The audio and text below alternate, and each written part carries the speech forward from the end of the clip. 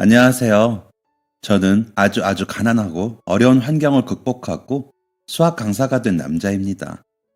불행하고 불쌍하고 힘들었던 제가 어떻게 지금은 넓은 집, 좋은 차를 타며 여유로운 삶을 누릴 수 있게 되었는지 궁금하신가요? 이건 결코 저 혼자서 이룬 것이 아닙니다.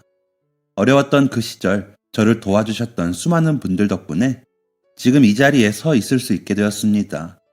그 고마운 분들께 이 글을 바치고 남을 위하고 배려하고 도와줄 줄 아는 분들이 많아졌으면 하는 마음에 글을 적습니다. 그럼 시작하겠습니다. 저희 친할아버지 댁은 된장, 고추장, 간장 같은 것을 판매하던 집이었습니다. 커다란 집에 마당도 엄청 크고 작은 장독대만 수백 개가 있었죠.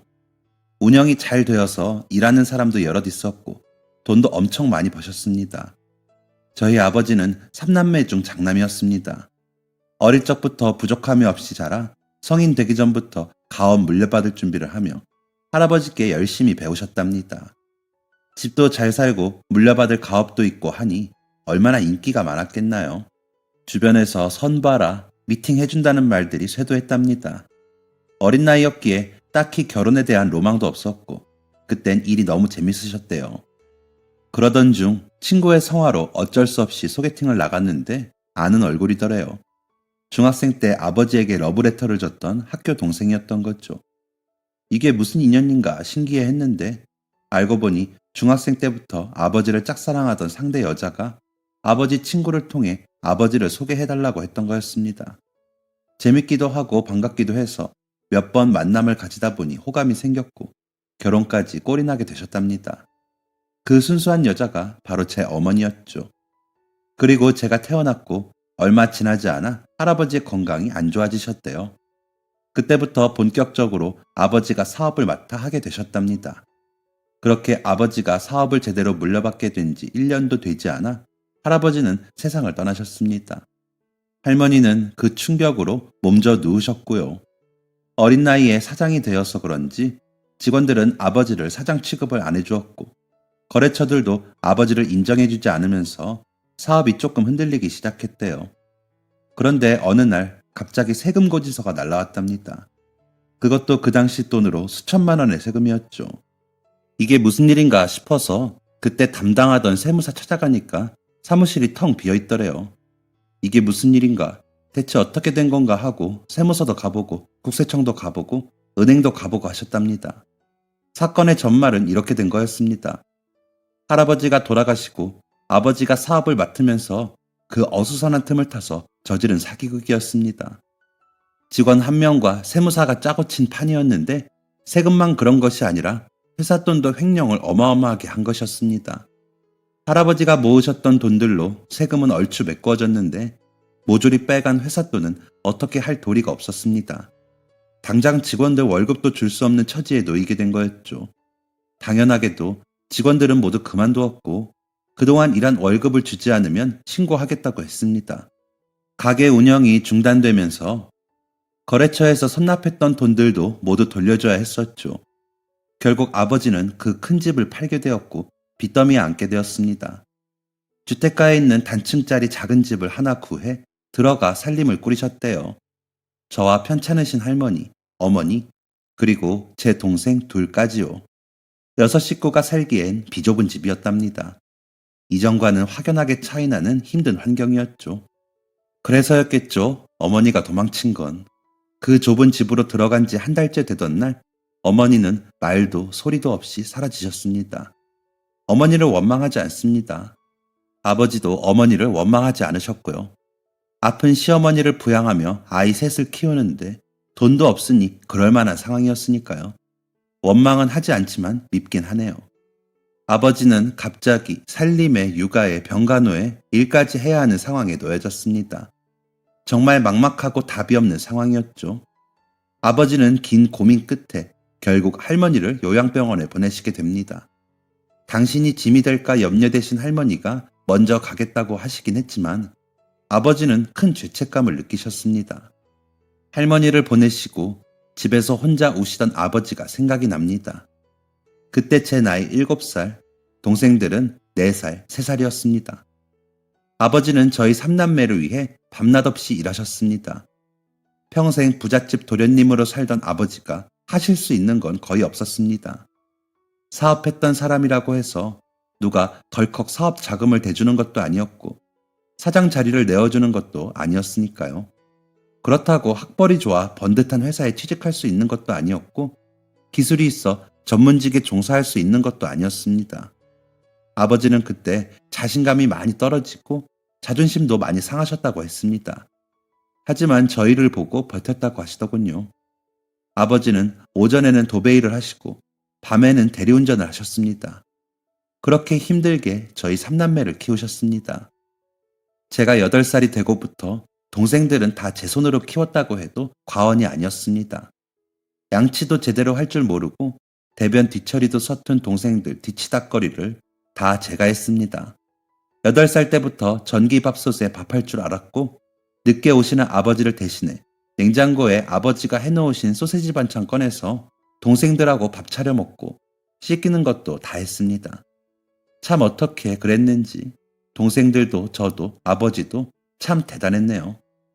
학교에서 제 별명은 거지였습니다. 아무리 제가 집안일을 하고 애들을 돌본다고 해도 제 나이 고작 8살이었습니다. 어른의 손길이 많이 필요한 나이였죠. 빨래가 덜 마른 냄새나는 옷을 학교에 입고 가고 준비물을 못 챙겨가고 가지고 다니는 연필들은 죄다 몽당 연필이고 잃어버린 신발 주머니를 아버지에게 사달라고 할 수가 없어서 비닐봉지에 실내화를 넣고 다니니 영락없는 거지꼴이었습니다. 한 친구가 그런 제게 아무 생각 없이 거지다 거지라고 한 것이 반 친구들 모두가 저를 부르는 별명이 되었습니다. 그렇다 보니 저는 언제나 외톨이였습니다. 같이 놀 친구가 없었습니다. 어차피 동생들 돌보느라 놀 시간도 없었지만요. 학교에서도 쉬는 시간에 3355 모여 딱지도 하고 공도 가지고 놀고 하는데 저는 그런 친구가 하나도 없었습니다. 그래서 그냥 쉬는 시간에 가만히 자리에 앉아서 교과서만 만지작거렸습니다. 그렇게 교과서만 들여다보고 있다 보니까 저는 몰랐는데 제가 공부를 잘하는 편이더라고요. 초등학교 저학년 때야 다 비슷비슷하기도 하고 시험이라는 걸 제대로 보는 나이가 아니라서 몰랐는데 초등학교 고학년 되면서 제가 공부를 잘하는 아이라는 걸 알게 되었습니다. 5, 6학년 때는 줄곧 전교 1등을 했으니까요. 당연하게도 학원 한 번 다닌 적 없었고 누가 저한테 공부를 알려준 적은 더더군다나 없었습니다.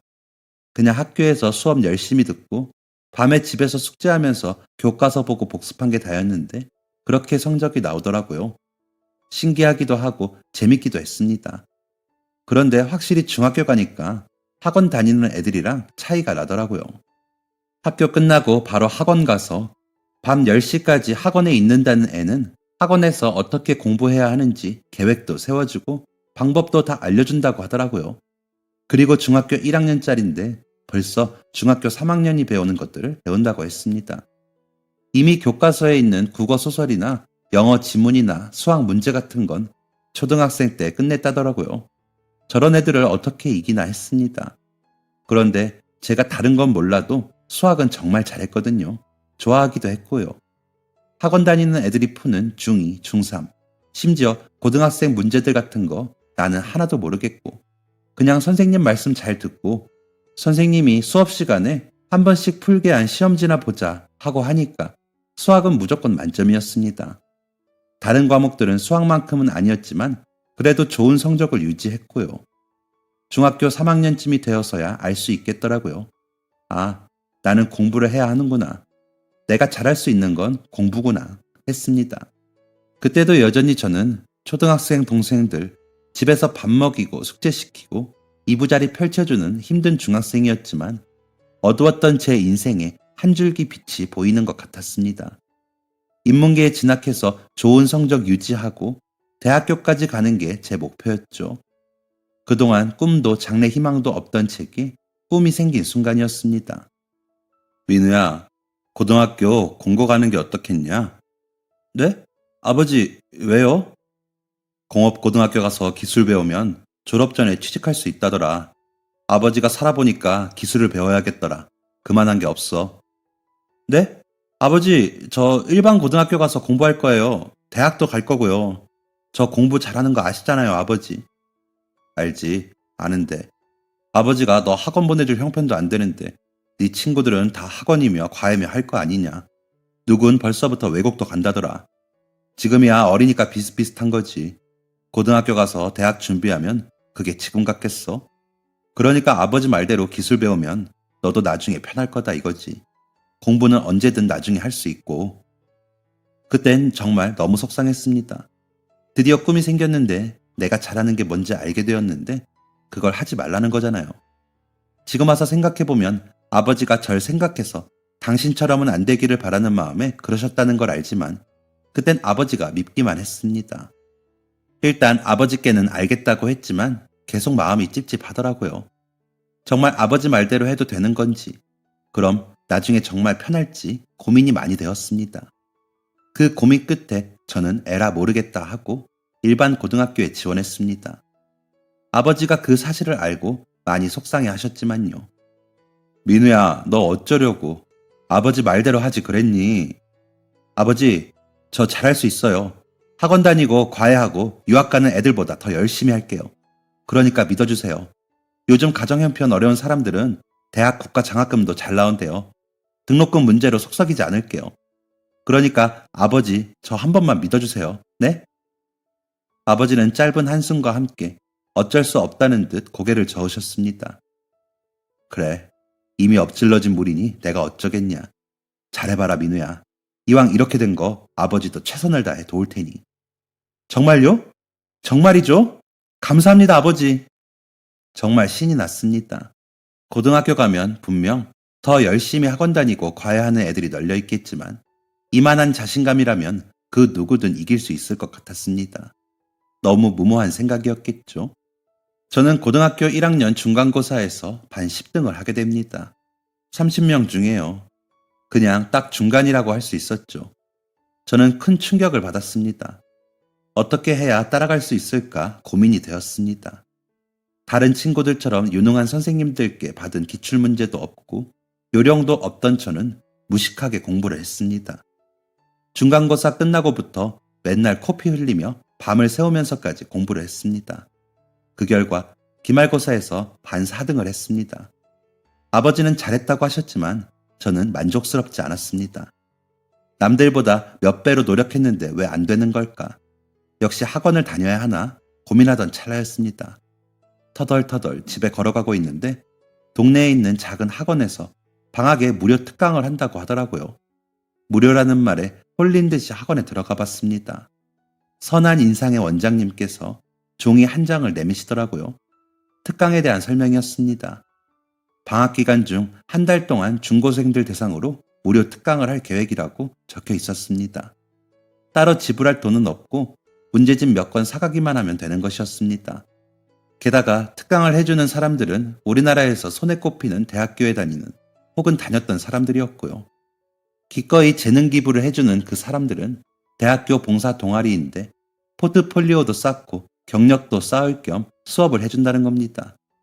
집에 가면서 원장님이 주신 A4 용지를 정독하다가 마지막에 선착순 마감이라는 말을 듣고 다시 그 학원으로 뛰어갔습니다.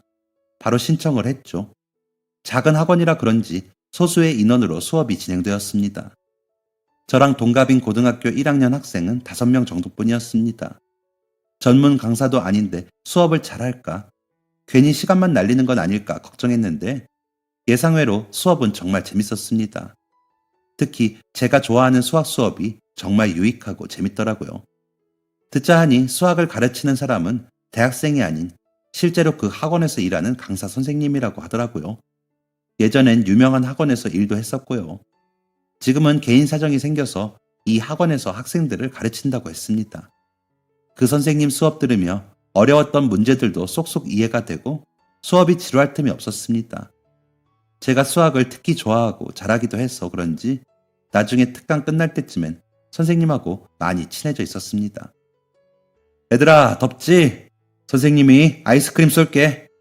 우와, 선생님 최고예요. 아이스크림을 쪽쪽 먹으며 잠깐의 자유시간을 가지게 되었습니다. 저는 이 틈을 타 선생님한테 평소 궁금했던 것을 여쭤보았습니다. 선생님, 선생님 하면 재밌어요? 재미? 응, 재밌지. 왜? 민우 선생님 하려고? 아직 잘 모르겠어요. 학교 선생님은 별로 하고 싶지 않은데 선생님 같은 학원 선생님은 재밌을 것 같아요.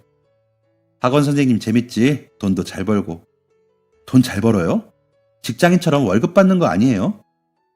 민우야, 어떤 직업이든 마찬가지겠지만 특히 이쪽은 경력, 실력을 엄청 잘 쳐주는 분야야. 너 강남에 학원 엄청 몰려있는 곳 알지? 네, 들어봤어요. 거기에 있는 선생님들은 정말 돈을 억소리 나게 벌어. 대단하지?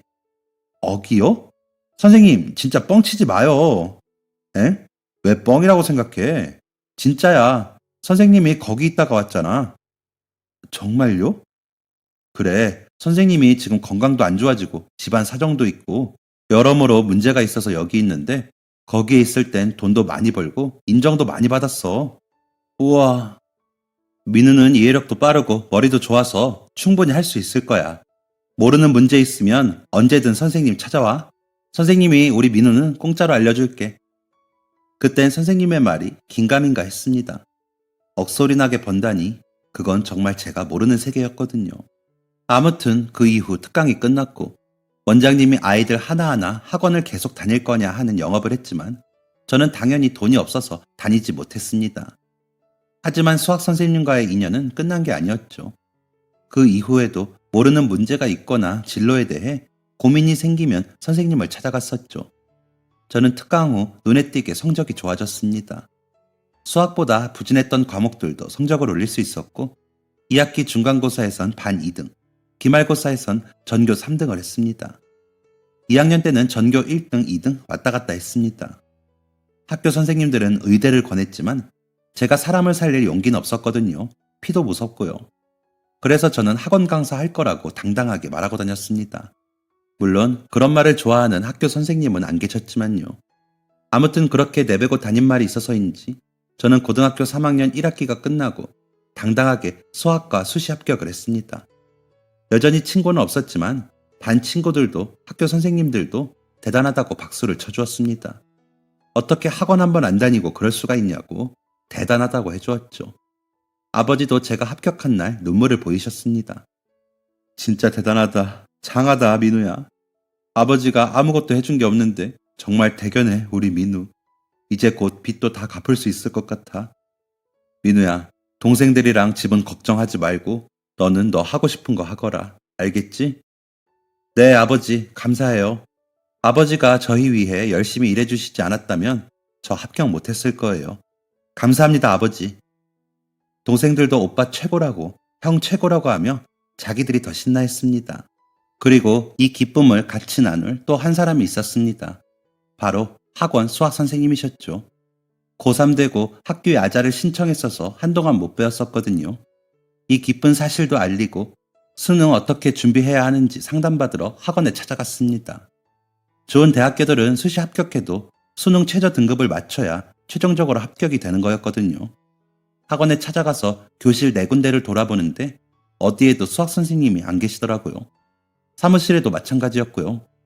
평소 원장님하고 자주 봤었던지라 원장님께 가서 여쭤봤습니다. 안녕하세요, 원장님. 수학 선생님 어디 계세요? 아, 민우 언니. 수학 선생님.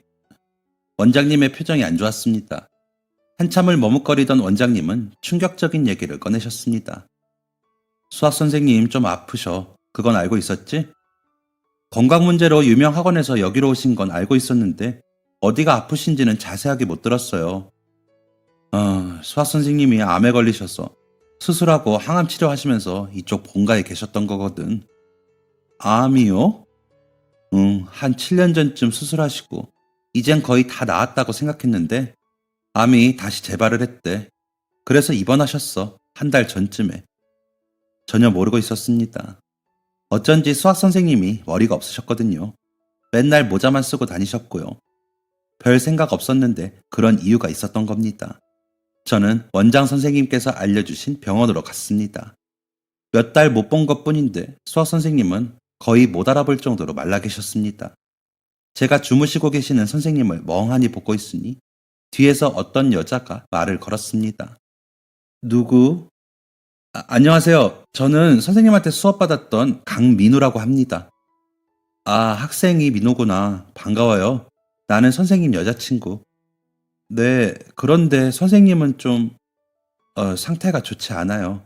암이 빠르게 퍼지고 있고 많이 고통스러워해서 진통제 맞고 잠자고 있는 중이에요.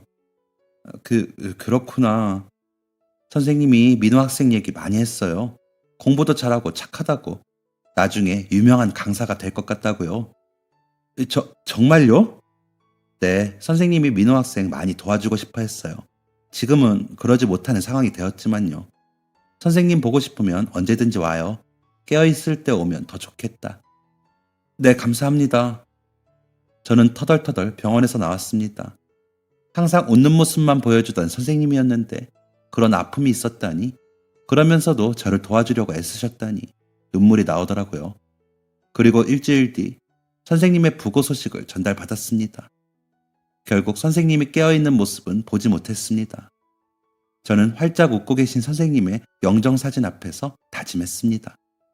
꼭 유명한 강사가 될 거라고. 그래서 선생님 말씀대로 억소리 나게 큰 돈을 벌 거라고요. 전 걱정했던 수능도 성적이 좋게 나오면서 원하는 대학교에 갈 수 있었습니다. 집에서도 멀지 않은 거리였기에 따로 생활비 나갈 것도 없었습니다. 수강 신청 다 끝내고 틈나는 시간에 할 만한 알바가 있는지도 알아봤습니다. 모든 게 성공적으로 척척 되어가고 있는 것 같았죠. 드디어 대학교 첫 수업이 시작되었고 오리엔테이션을 가장한 술자리도 즐겨보고 숙취를 이겨내며 강의도 듣고 동기 대리 출첵도 하며 꿈꾸던 대학교 생활이 시작되었습니다. 딱 2주 동안 저는 그런 황홀한 꿈을 꾸었습니다. 그날은 학교 수업 끝내고 집에 와서 동생들 숙제를 봐주고 있었습니다. 집 전화가 울렸습니다. 전화 올 사람이 없는데 누구지? 아버지인가? 하고 수화기를 들었습니다. 처음 듣는 목소리가 묵직하게 들려왔습니다. 강석구님 댁 맞으신가요? 네, 저희 아버지인데요. 누구세요? 희망병원입니다. 강석구님이 사고를 당하셔서 지금 저희 병원으로 오셨어요. 수술 들어가야 해서 보호자분이 빨리 오셔야 할 것 같아요. 하늘이 무너졌나 싶었습니다. 저는 동생들한테 아무 일 없을 테니까 저녁 차려 먹고 일찍 자라고 안심시켜 놓고 뛰쳐나왔습니다. 평소에 비싸서 택시는 절대 타지 않는데 어쩔 수 없었습니다. 버스 기다릴 시간도 그럴 마음도 없었거든요. 바로 택시 잡고 병원으로 간 저는 응급실로 뛰어갔습니다. 정신없는 응급실에서 아버지를 찾으려 애쓰는데 그 어디에도 보이지 않았습니다. 혹시 바로 수술에 들어간 건가 하고 간호사분께 여쭤보려고 하는 순간이었습니다. 한쪽에서 의사 둘, 간호사 여럿이 모여 급하게 심폐소생술을 하고 있더라고요. 피로 얼룩져 있었지만 익숙한 신발, 익숙한 옷차림이었습니다. 아니겠지 하며 다가간 제 눈앞에 들어온 그 사람은 아버지가 맞았습니다. 아버지는 제 눈앞에서 죽어가고 계셨습니다. 너무 갑작스러운 상황에 눈물도 나오지 않았습니다. 그 순간이 너무 현실성이 없어 믿기지가 않았습니다. 꿈일 거라 생각하는 제 마음과 다르게 아버지의 심장은 멈췄습니다. 오토바이를 타고 다니시는 아버지께 그렇게 헬멧을 꼭 쓰라고 잔소리를 늘어놓았는데 웃으며 알겠다던 아버지는 헬멧을 쓰지 않으셨고 그렇게 영원히 제 잔소리를 들으실 수 없는 곳으로 가셨습니다. 장례식장에 온 아버지의 지인분들, 저의 몇 없는 친구들은 다 제 어깨를 두드렸습니다. 힘내라고요. 힘이 전혀 나지 않았습니다. 그냥 막막하기만 했습니다. 앞으로 어떻게 해야 할지 제 미래가 어둡기만 했습니다. 엉엉 울고 있는 동생들을 봤습니다. 하나는 고등학교 1학년, 하나는 중학교 3학년. 제가 이 아이들을 키워야 했습니다. 다니던 대학교는 당연히 그만둘 수밖에 없었습니다. 아버지가 차마 전부 다 갚지 못하신 조금 남은 빚을 환불한 등록금으로 내고 나니 1,000만 원가량이 남아있었습니다. 저는 악착같이 일해야 했고 동생들에게 엄격한 무서운 형, 오빠가 되어야 했습니다. 저는 꼭두새벽에 일어나서 우유 배달을 했습니다. 그리고 배달이 끝나면 공사장에 가서 막노동을 했습니다. 우유 돌리다 보면 시내 지나갈 때 가끔 아침까지 술을 먹은 제 또래 사람들이 모여서 하하 웃는 모습이 보였습니다. 배달 끝내고 공사장 갈 땐 대학교 과 잠바를 입은 사람들이 두꺼운 책을 들고 학교에 가는 모습이 보였습니다. 왜 나는 저들처럼 살 수 없는 걸까? 내 인생은 이렇게 빚만 갚고 동생들만 키워야 하는 건가? 나는 내가 하고 싶은 공부를 영원히 할 수 없는 걸까? 하는 생각이 맨날 들었습니다. 가장이 되어 일을 하고 살림을 하다 보니 아버지가 왜 10년이 넘는 시간 동안 빚을 다 못 갚으셨는지 알겠더라고요. 애들이 먹는 것도 엄청 먹고 너무 빨리 쑥쑥 자라고 학교에서 자잘하게 필요한 돈들도 많더라고요. 저는 이런 제 힘든 마음을 동생들에겐 차마 물려주기 싫어서 더 이를 악물고 일을 했습니다. 우유 돌리는 것도 남들보다 빨리 돌렸고 공사장에선 남들보다 더 열심히 일했습니다. 와, 역시 젊은 게 좋다니까. 그 무거운 걸 치고 잘도 오르네. 그러게 말이야. 아주 빠릿빠릿하고 일도 참 잘해. 공사장에 있는 사람들은 대부분 제 아버지 뻘 정도의 아저씨들이었습니다. 그랬기에 젊은 제가 단연 눈에 띄었고 아저씨들은 열심히 일을 하는 저를 예뻐하셨습니다. 자자, 바카스 좀 먹고 하세요. 자, 민우는 배로 일하니까 2개 먹어라. 아, 감사합니다. 잠깐의 쉬는 시간이 주어졌고 저는 아저씨들 틈에 앉아서 숨을 돌렸습니다. 아저씨들은 궁금증 가득한 눈으로 취조 아닌 취조를 시작하셨습니다. 민우야, 너는 무슨 사정이 있어서 이렇게까지 열심히 일하냐? 너 20살 아니야? 젊은 놈이 뭐하러 이렇게 힘든 일을 해? 그래, 우리야 할 줄 아는 것도 없고 이게 업이라고 하지만 너는 사지 멀쩡하고 창창한 20살이잖아. 무슨 사정이 있는 거야? 무슨 사정이 있냐는 아저씨의 물음에 다른 아저씨들이 동요하듯 고개를 끄덕였습니다. 그리고 아까보다 좀 더 걱정 어린 눈빛으로 저를 가만히 쳐다보셨습니다. 저 사실은 제가 부모님이 안 계셔요. 동생이 둘이 있고 아버지가 돌아가신 지 얼마 안 되었고 집에 빚도 있어서 제가 애들을 키워야 해요. 그래서 다니던 대학교도 그만두고 일하는 거예요. 원래 꿈이 수학 강사였거든요. 지금은 이룰 수 없는 꿈이 되었지만요. 아저씨들은 잠시 말을 잇지 못하셨습니다. 안쓰럽다는 듯 저를 물끄러미 바라보셨습니다. 저는 바카스를 벌컥벌컥 들이켰습니다. 아이고 민우야, 걱정하지 마. 그게 뭐 큰일이라고. 아저씨는 말이야, 대기업 다니다가 억울하게 잘려서 이 일만 벌써 10년째다. 집사람도 자식들도 다 나 무시하고 힘들어 죽겠는데 그래도 어쩌겠냐. 먹고는 살아야지. 그래. 나는 보증 잘못 써서 아직도 빚이 몇 천이야. 그 망할 놈 잡히기만 하면 가만 안 둔다 내가. 나보다 힘들까봐. 나는 돈 못 번다고 와이프가 애들 데리고 도망친 지 5년이야. 참네. 가방끈 짧다고 그렇게 무시하더니. 아저씨들은 저마다의 힘든 사정을 마치 남 얘기하듯 아무렇지 않게 하셨습니다. 들어주는 사람들도 그냥 껄껄 웃고 같이 욕을 해주셨습니다. 그리고 아저씨들은 제게 이렇게 말해주셨습니다. 민우야, 다 잘 될 거야. 걱정하지 말아라. 내가 보기에 너는 될 놈이야. 이렇게 이름도 모르는 사람들끼리 개인 사정 늘어놓게 하는 게 그게 재주 아니면 뭐더냐? 꿈 계속 꿔라 민우야. 20살이면 애기야, 애기. 세상이 다 끝난 것 같고 내 인생은 이대로 무너져 있을 줄만 알았는데 아저씨들의 말을 들으니 용기가 났습니다. 그래, 3년만 있으면 남동생이 성인이 되니까 그때까지만 열심히 돈 벌고 그 이후에 다시 공부를 시작해봐도 되지 않을까 하는 막연한 희망도 보였습니다. 저는 처음 막노동을 시작했던 곳의 팀장님에게 잘 보여서 그 이후의 작업들도 함께 다니게 되었습니다. 일당도 전보다 많이 주고 나름 일하는데 요령도 생겼습니다. 가끔은 집에서 먼 곳으로 작업을 갈 때도 있었는데 그럴 때마다 같이 일하는 인부 아저씨들이 집까지 데려다 주셨습니다. 그리고 언젠가부터 아저씨들은 저를 빈손으로 집에 보내지 않으셨습니다. 민우야, 가다가 정육점 좀 들리자. 아저씨 집에 고기 사가야 하는데 네 것도 같이 사자. 네? 아저씨 안 그러셔도 괜찮아요. 집에 많아요. 아유, 그 나이 때는 먹어도 배 안 부를 때잖냐. 동생들하고 나눠 먹어. 이런 일이 다반사였습니다. 어떤 분은 집에서 장아찌를 담궜다며 밥 반찬 하라고 싸주시기도 하셨고 어떤 분은 아드님이 살쪄서 못 입는 양복이 있다며 나중에 차려 입으라고 주기도 하셨고 또 어떤 분은 차비하라며 돈을 주기도 하셨고 심지어는 대기업 다니는 따님이 쓰던 화면이 조금 이상한 노트북을 주기도 하셨습니다. 그게 크던 작던 값 비싸건 아니건 아저씨들도 어려운 상황에서 저를 챙겨주시는 게 너무 감사했습니다. 그러다 보니 잊고 있던 한 분이 떠올랐습니다. 고등학교 때 저를 도와주신 동네 학원 수학 선생님이요. 그분이 저에게 주셨던 도움과 저에 대한 믿음들이 떠올랐습니다. 팍팍한 현실 속에서 잠시 잊고 있던 그분이 떠오르며 다시 제 마음에 작은 불꽃이 피어난 거죠. 저는 틈이 날 때마다 공부를 하기 시작했습니다. 그 전까지는 자존감이 낮아져서 괜히 책만 봐도 반감이 들고 그랬는데 다시 책을 펼쳐 공부를 시작하니 너무 재밌더라고요. 아, 내가 정말 좋아하는 것은 바로 이거였지 싶었습니다. 신이 나서 공부를 하는 모습을 보고 그때 막 고등학생이 된 여동생이 공부를 알려달라고 하더라고요. 동생 공부 알려주면서 저도 새로운 문제 유형들, 모의고사들 풀며 도움을 많이 받았네요.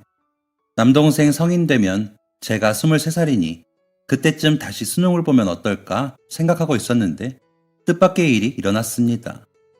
형, 나 취업했어. 뭐? 그게 무슨 말이야?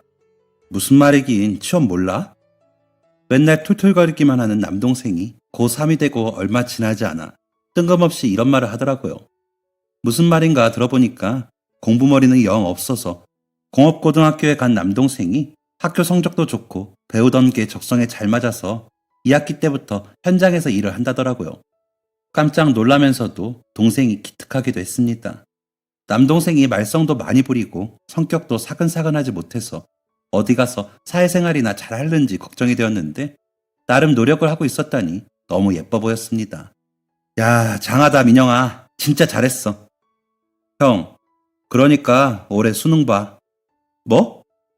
형 대학교 가야지. 형 공부 잘하잖아. 나랑 민지 때문에 하고 싶은 공부 못하고 일하는 거잖아. 내가 형보다 더 많이 벌 거니까 형은 대학이나 가. 이 자식, 그렇게 형을 생각하고 있었어? 뭐래, 생각은 무슨 징그럽게. 수능 접수나 해라, 이 아저씨야.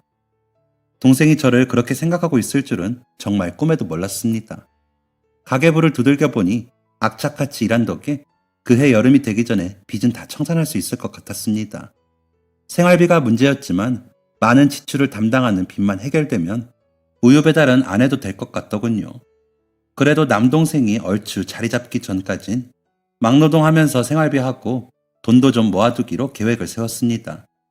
저는 이 기쁨을 같이 일하는 인부 아저씨들과 나누고 싶었습니다. 아저씨들, 저 올해 수능 봐요. 아이고, 드디어 우리 민호가 대학 가는구나.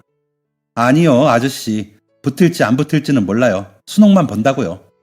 뭘 몰라, 이놈아. 그동안 고생한 거 생각하면 당연히 붙어야지.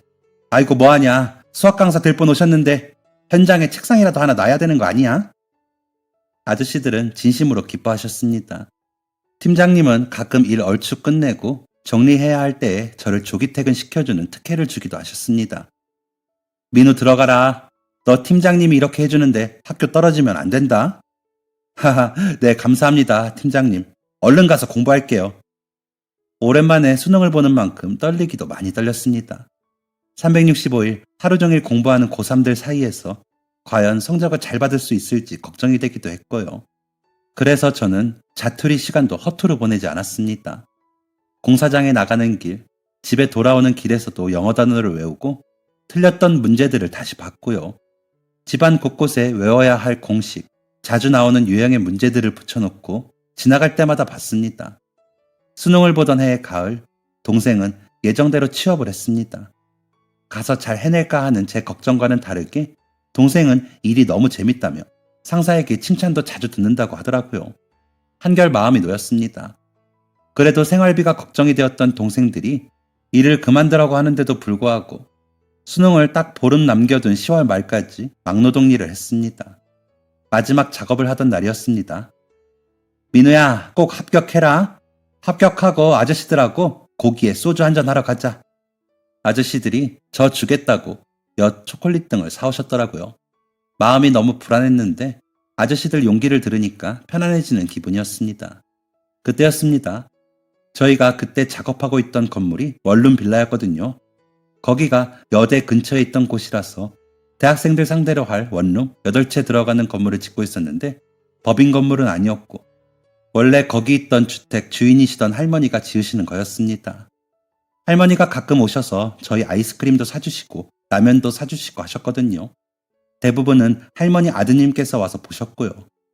그런데 그 할머니께서 저희 쪽으로 뚜벅뚜벅 걸어오시는 겁니다. 학생이 민우? 아, 네, 강민우라고 합니다. 그런데 무슨 일로? 할머니께서 대뜸 고급스러운 화과자, 양갱 세트를 내미셨습니다. 처음엔 그게 화과자인지도 몰랐습니다. 먹어봤어야 알죠. 저는 이게 무슨 일인가 싶어서 일단 받아들었습니다. 네, 팀장님한테 얘기 들었어요. 이번에 대학 시험 친다고?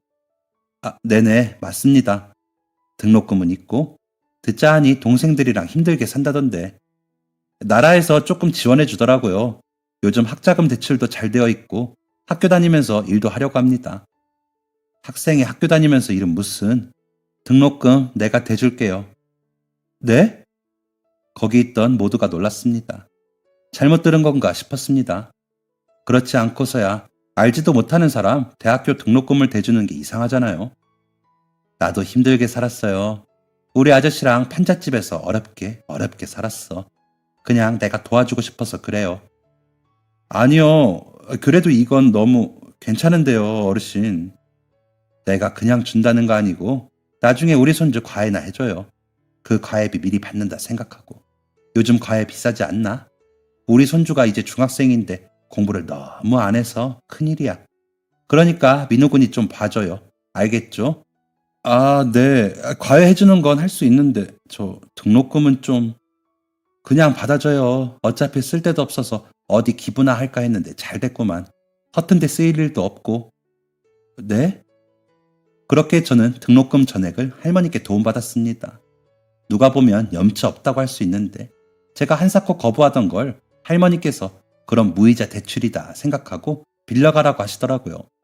그제서야 제가 승낙해서 거래 아닌 거래가 성사된 것이었습니다. 많은 사람 응원받으며 일 그만둔 것도 진짜 복이라고 생각했는데 수능 보는 날 진짜 감격스러운 일이 있었습니다. 시험장 가려고 집에서 나왔는데 같이 일했던 인부 아저씨들이 저희 집 앞에 계시더라고요. 민우야, 아저씨 오토바이 타, 가자. 수험표는 챙겼어? 무슨 사인펜인가 그것도 챙겨야 한다는데 챙겼고? 아저씨가 걱정이 돼서 잠을 못 잤다 임마.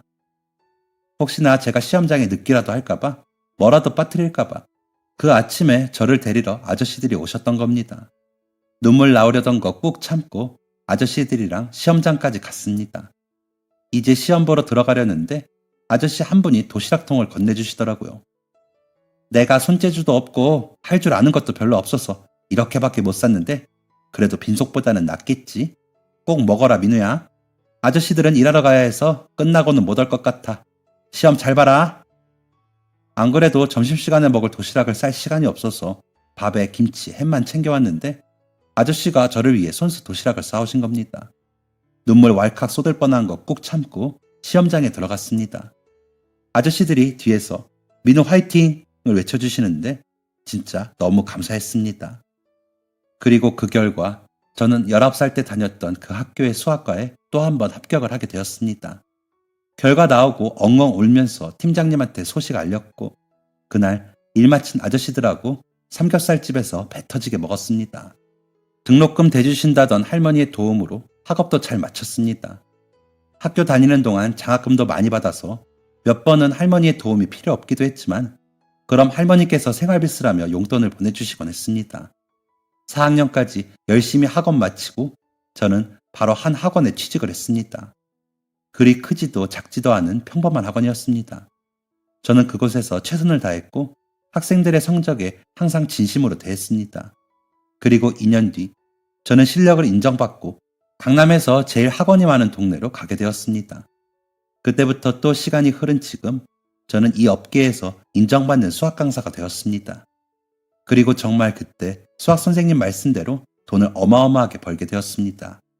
기술직이던 제 남동생은 실력을 인정받고 자동차 부품 하청업체 팀장까지 올라갔고요. 저에게 공부를 알려달라고 하던 여동생은 좋은 여대 졸업 후 그 어린 나이에 중소기업 대리를 달았습니다. 저희 삼남매에게 일어나지 않을 거라고 생각했던 일들이 줄줄이 일어나니 너무 신기하고 너무 감격스럽습니다. 그리고 저에게 도움을 주셨던 인부 아저씨들에게 저 또한 도움을 드려야 되겠다 싶어서 제가 무료로 과외를 해주기 시작했습니다. 대학교 졸업 전부터 경험 삼아 시작했는데 처음 가르쳤던 애들 대학 보내고 그 동생들까지 가르치고 있습니다. 아저씨들께서 스타 강사한테 무료로 수업 들어서 너무 좋다고 하시더라고요. 그럴 때마다 저는 아저씨들 아니었으면 이렇게 못 되었을 거라고 말씀드립니다. 아, 할머니의 손주라던 그 아이는 제가 처음 학원 취직하자마자 가르쳐서 명문대 보냈습니다. 그리고 지금은 할머니의 다른 손주들도 가르치고 있습니다. 거봐, 민호군, 내가 뭘 했어?